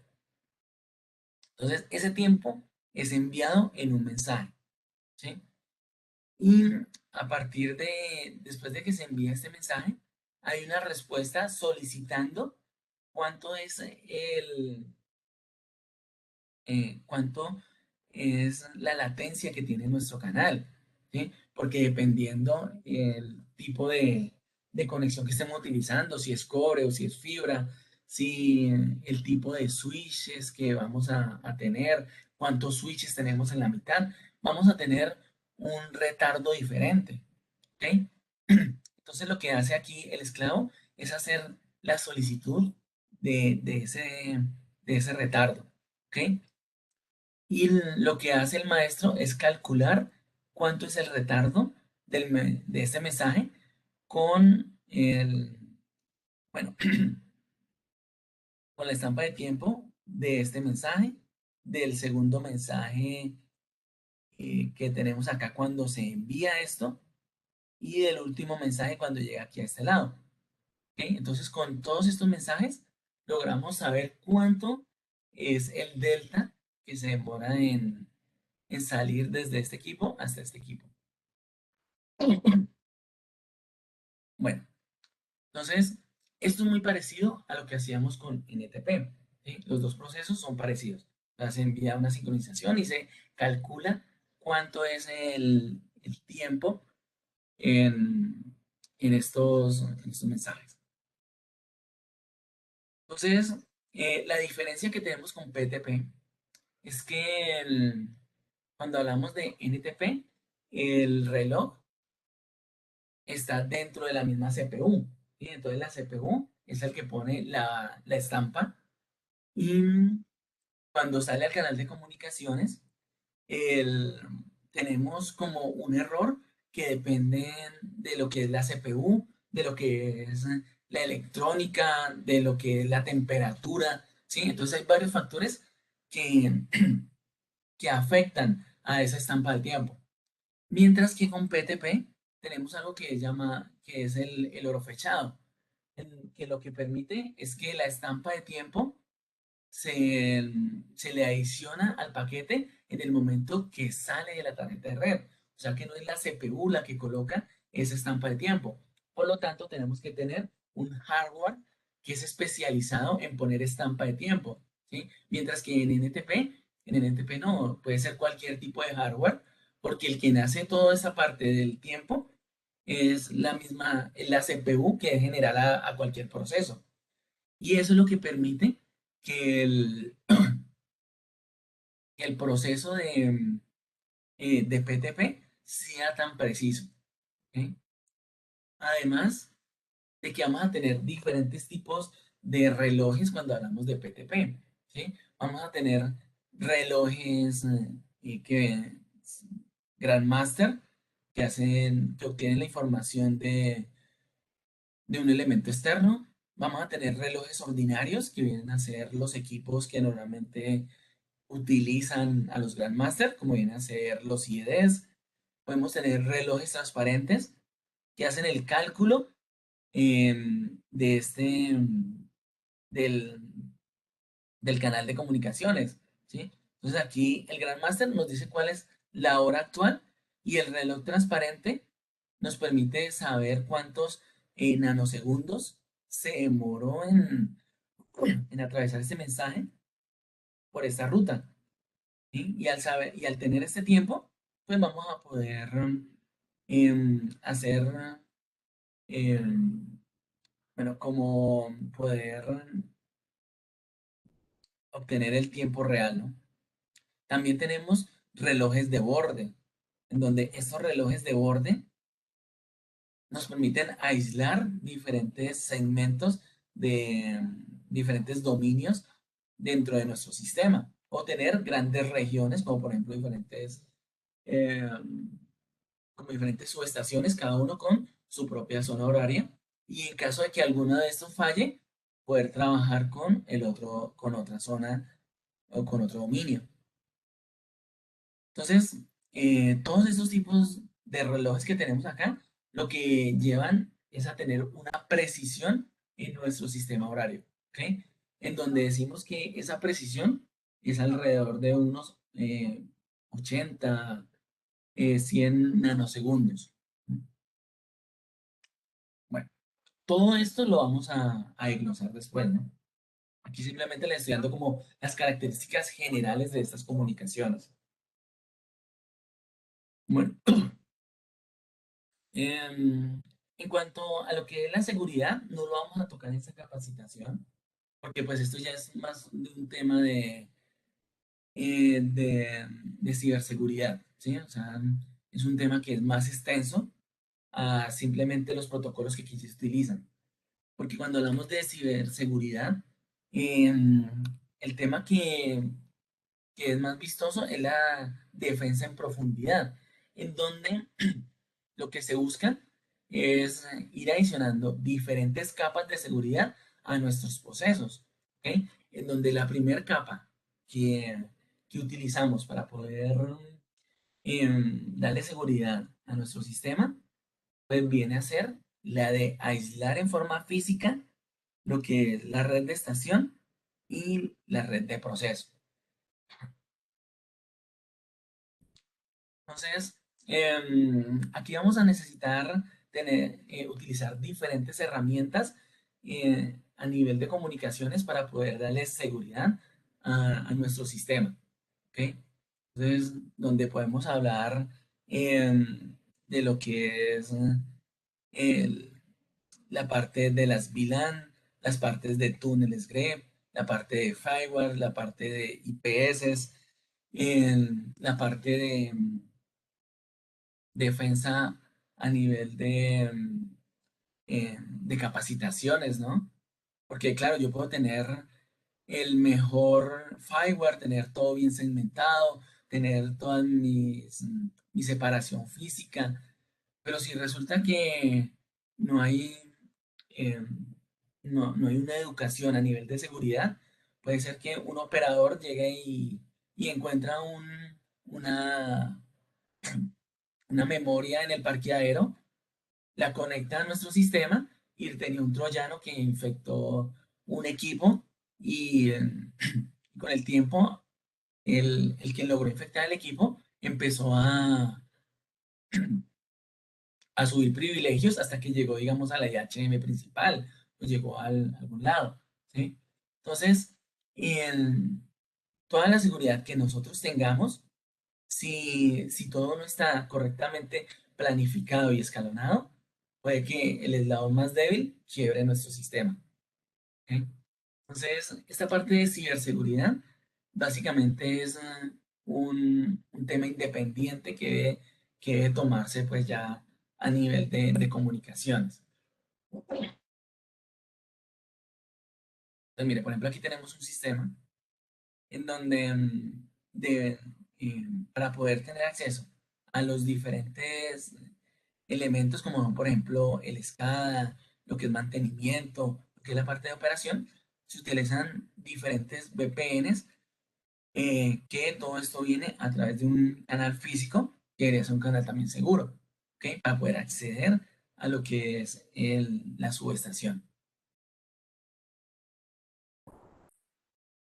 Y por lo último, Por último, bueno, también lo que vamos a abordar va a ser lo que son las pruebas de los equipos, ¿sí? Entonces, 61850 para poder abordar como esta parte, tiene dos enfoques, ¿sí? Lo que es el enfoque de testeo y lo que es el enfoque de simulación. Entonces, el enfoque de testeo nos permite hacer el, lo que es el testeo de la parte de los eventos.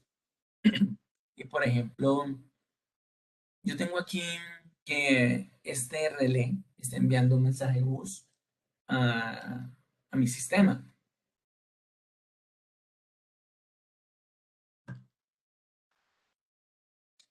Entonces, cuando envíe este mensaje, todos lo están recibiendo, porque estas son comunicaciones de tipo multicast.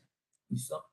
Entonces, si yo necesito probar, por ejemplo, este equipo de acá, ¿sí? Entonces, yo necesito hacer alguna prueba con este mensaje bus. Pues lo que haríamos normalmente en una subestación convencional es aislar estos dos equipos, ¿no? Entonces, al aislar estos dos, aquí puedo llegar y cambiar esta información y recibir aquí la información que estoy esperando y ver cómo funciona mi sistema. ¿Listo?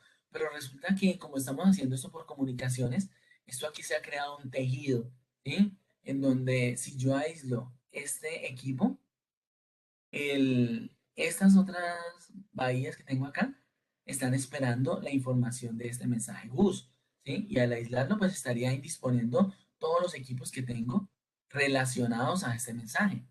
Entonces, para no indisponer mi sistema, entonces lo que puedo hacer es que puedo generar este mismo mensaje GUS a través de un simulador. Digamos, aquí tengo un equipo con esa simulación y voy a generar el mismo mensaje GUS, ¿sí? Pero si genero este mensaje GUS, lo que va a pasar es que todos los equipos que lo están recibiendo, pues se van a confundir porque van a haber dos mensajes de tipo GUS, ¿ok?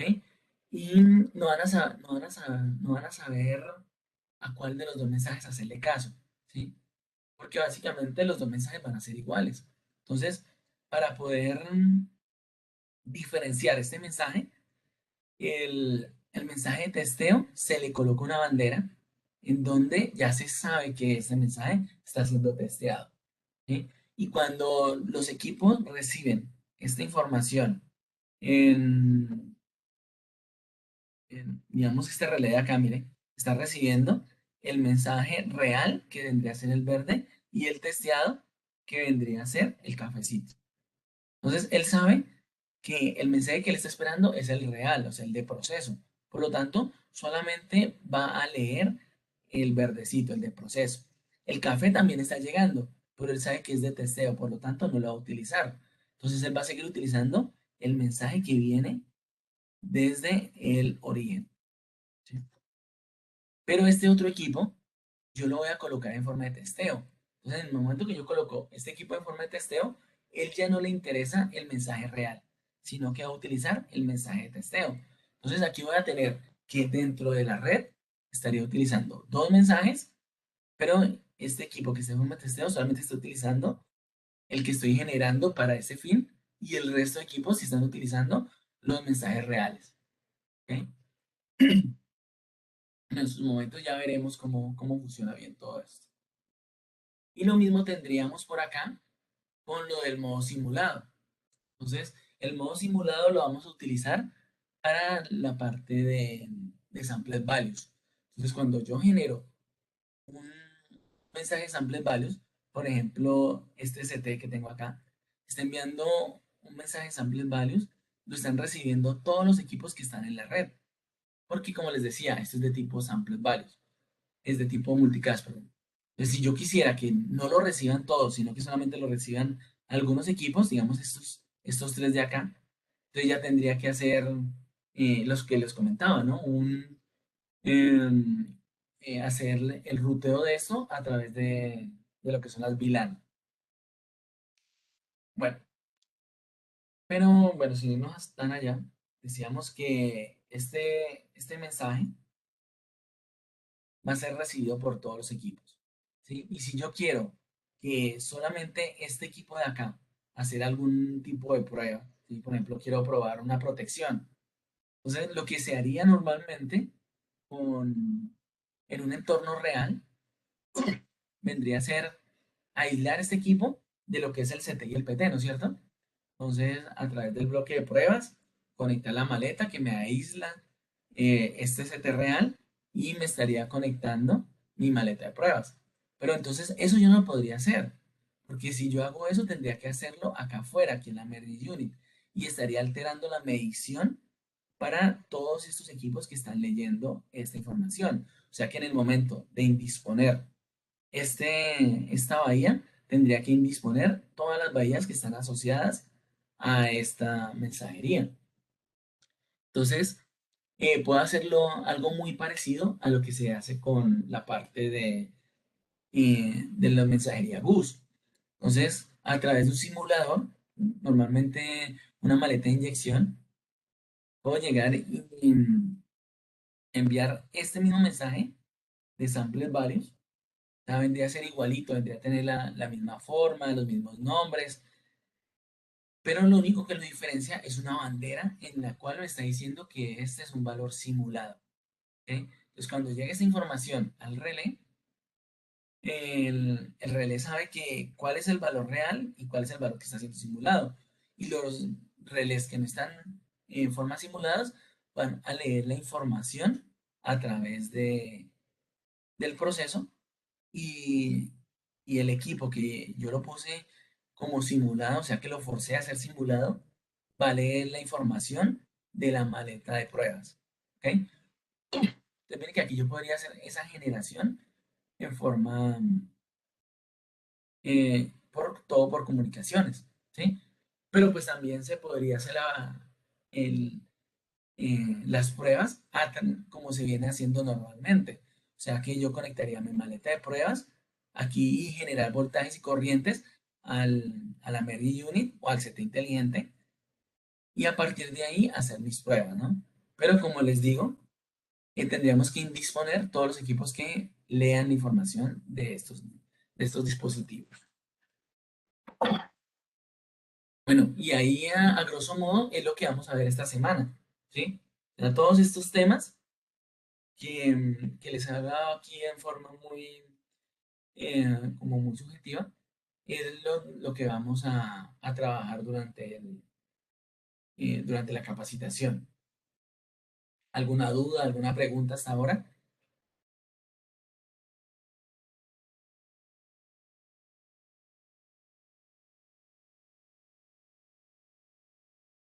Listo. Todo bien por acá. ¿Sí? ¿Todo bien? Gracias. Bueno. Listo, entonces el día de mañana ya vamos a entrar en materia con la parte de redundancia y con lo que tiene que ver con HCR, PLP y las configuraciones de los equipos. Entonces nos vemos mañana, que tengan un buen día. Gracias, que tenga buen día. Muchas gracias. Gracias. Gracias. Buen día.